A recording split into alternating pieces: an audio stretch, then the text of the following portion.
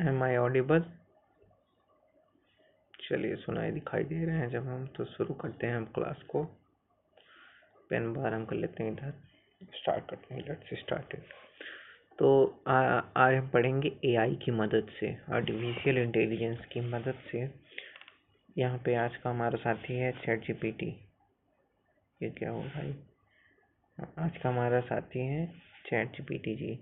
तो chat GPT जी अभी काफ़ी ट्रेंड में है, तो इन्हीं की मदद से हम जून मंथ का बैंकिंग और आरबीआई करंट अफेयर्स देखते हैं एक सैम्पल फॉर्मेट में।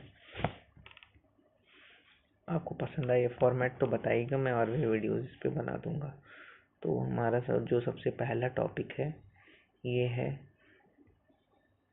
है भाई साहब टॉपिक नंबर 1, आरबीआई की मॉनेटरी पॉलिसी। तो जैसा कि आप जानते होंगे कि आरबीआई की मॉनेटरी पॉलिसी आई इसी मंथ। तो इसमें क्या क्या न्यूज़ समरी देख लेते हैं।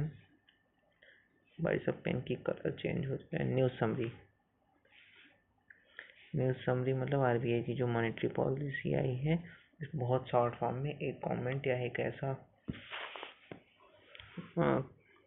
एक ऐसी चीज जो कि अगर आपसे कोई पूछे तो आप बता सकें।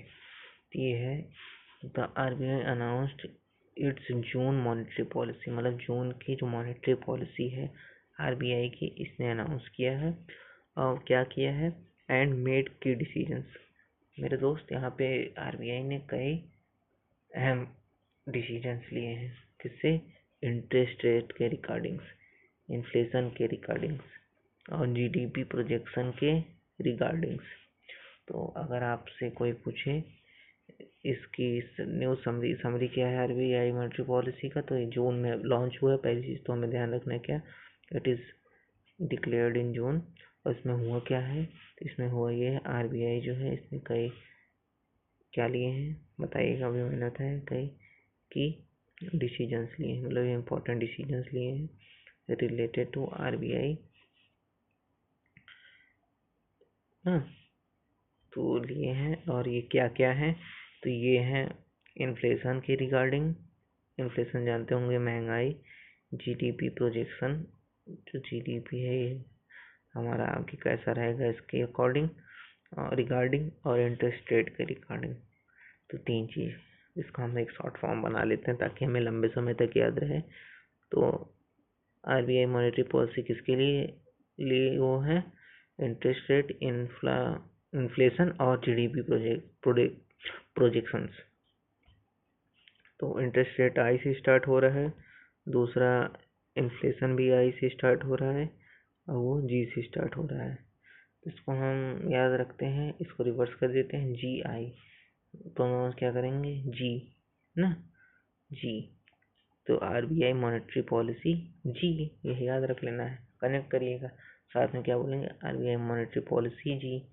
तो कोई क्या पूछेगा, आप क्या भाई क्या आया है न्यूज़ समरीज का, तो बताइएगा। आरबीआई दिमाग में आपके आ जाना चाहिए हिंट, आरबीआई मॉनेटरी पॉलिसी जी। और जी यहाँ पे क्या है? जी आई जी नहीं है, जी डबल आई आई।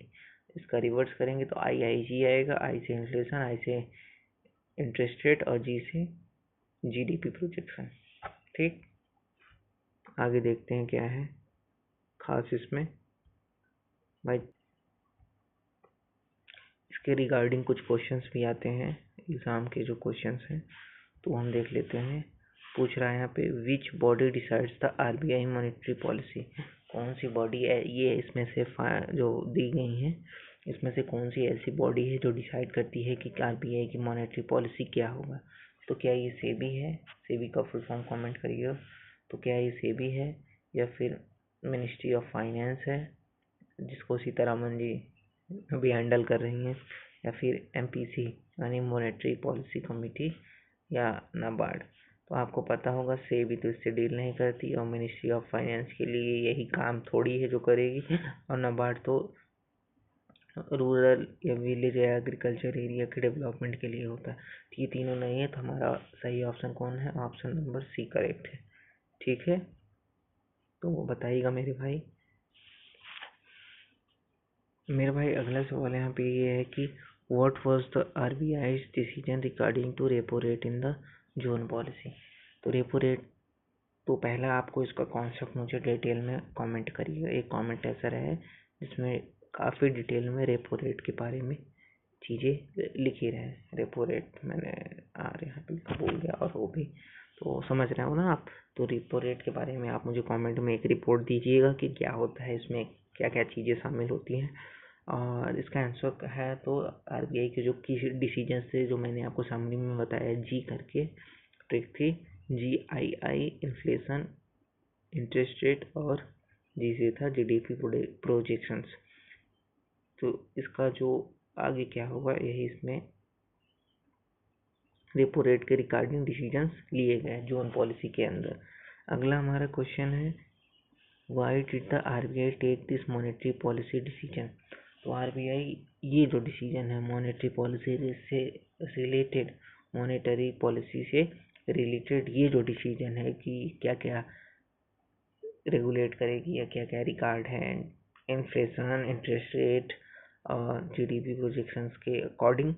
तो ये इसलिए किया है क्योंकि वो चाहती क्या है, to balance inflation control. Inflation जो बढ़ती जा रही है ना, महंगाई बढ़ता जो जा रहा है, इसको कंट्रोल में लाए, और इंडिया की ओवरऑल इकोनॉमिक ग्रोथ थी। तो अभी लेटेस्ट में ये न्यूज़ थी ना कि इंडिया के पहले जीडीपी कितनी थी, टॉप शायद 4 या 3 में आती थी, अब टॉप 5 के भी बाहर हो गई है। कई न्यूज़ ऐसे कवरिंग थे। तो इसमें आप कमेंट में आंसर बताइएगा कि अभी इंडिया की प्रेजेंट जीडीपी क्या है और पास्ट में कितना इम्प्रूव हुआ था जीडीपी इंडिया का, और इंडिया का जीडीपी है क्या अभी, ये भी बताइएगा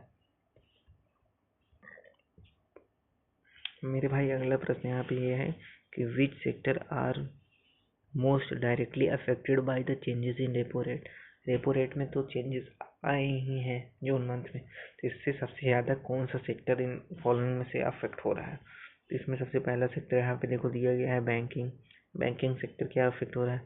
दूसरा यहाँ पे है हाउसिंग लोन्स। तीसरा क्या है, ऑटोमोबाइल लोन्स। तो आप जानते हैं कि लोन्स जो होता है ये फाइनेंस सेक्टर में आएगा और इसमें रेपो रेट का इम्पोर्टेंस रहता है, और ये लोन्स जो बैंक से कनेक्टेड है। तो यहाँ पे तीनों ही, यानी ये दोनों और तीनों मिलके चौथा option, option number 4, all of the above सही आंसर होगा इसका। अगला सवाल ये है मेरे भाई कि यूपीआई अपडेट से रिलेटेड टॉपिक नंबर 2 जो तुम्हारा था, इसमें क्या है, which organisation develops and operates UPI. कौन सी ऑर्गेनाइजेशन है यूपीआई। यूपीआई का फुल फॉर्म आपको पता है, बताइएगा कमेंट में कि क्या होता है यूपीआई का फुल फॉर्म। तो इसको कौन सी ऑर्गेनाइजेशन जो है डेवलप करेगी और ऑपरेट करेगी, इसका आपको मुझे बताना है। इसको देख लेते हैं। आरबीआई तो यूपीआई पहले बनाना होते तो बना लेती, तो उसका तो कांड है नहीं। एसबीआई भी बैंक आती है, फाइनेंस से मैनेज करती है। यहाँ पे जो ऑप्शन नंबर बी है यही इसका सही आंसर है। इसका फुल फॉर्म होता है क्या, नेशनल पेमेंट, और ये शायद कॉरपोरेशन सी से है क्या, सीआई का फुल फॉर्म, मैं मतलब एनपीसीआई का आपको मैं टेस्ट ऐसे यहाँ करके छोड़ दे रहा हूँ, आपको उसको मुझे बताना है। इसके बाद हम देखते हैं ऑप्शन नंबर बी ही इसका करेक्ट होगा। अब अगला ऑप्शन हम देखते हैं यहाँ पे क्या